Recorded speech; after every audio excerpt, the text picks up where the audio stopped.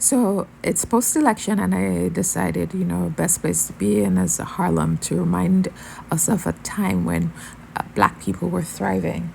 So I visited what is colloquially called Strivers Row, and this Harlem back in 1910 to 1930s was the cultural mecca for Black intellectuals and artists. And during that time period, it was a big Black population because many of the families were escaping Jim Crow in the South and finding that they could have work up here and less, up here meaning in Harlem, New York, less difficulties here.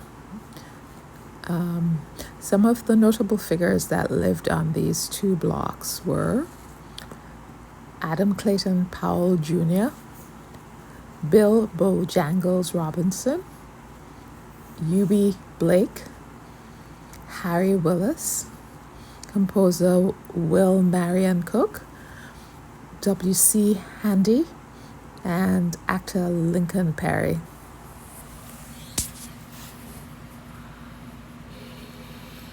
Harlem is going through lots of gentrification. So currently these homes are a couple of $1 million. So the average person in Harlem, average person in New York City, maybe in America, cannot afford these homes. The insides are not as historic because for a while when Harlem wasn't doing so well, it was gutted into and made into single occupancy rooms for people who struggled to find housing.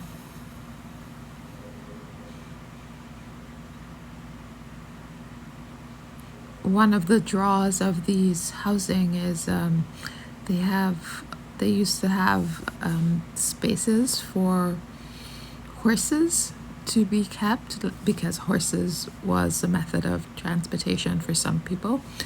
And so now they have a nice space that can be used for parking, which, if you know anything about New York City, it's gold. It's parking is always hard to find.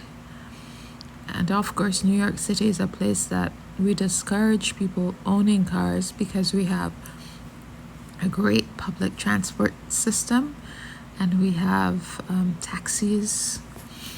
And so, yeah. And Harlem is steadily being gentrified. And we know things change over time, but what is problematic is the loss of the richness of culture that goes along with people being erased from certain places, that the knowledge, that the continuity of our stories is interrupted or totally lost. But I'm not trying to go down on a downbeat. I took the pictures of the names of the people that we want to remember, like Adam Clayton Powell. You saw that before.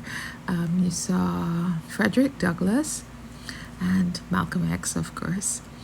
And while I was there, I made sure to go support local businesses. This is a Golden Cross, the Caribbean person in me. That was a shrimp patty and a drink from Jamaica.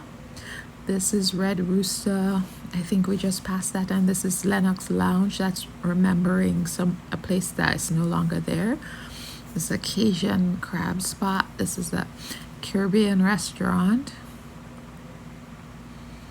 And I had black rice and salmon in this Black-owned place. All the places that I showed you are Black-owned. And that's the method I'm thinking.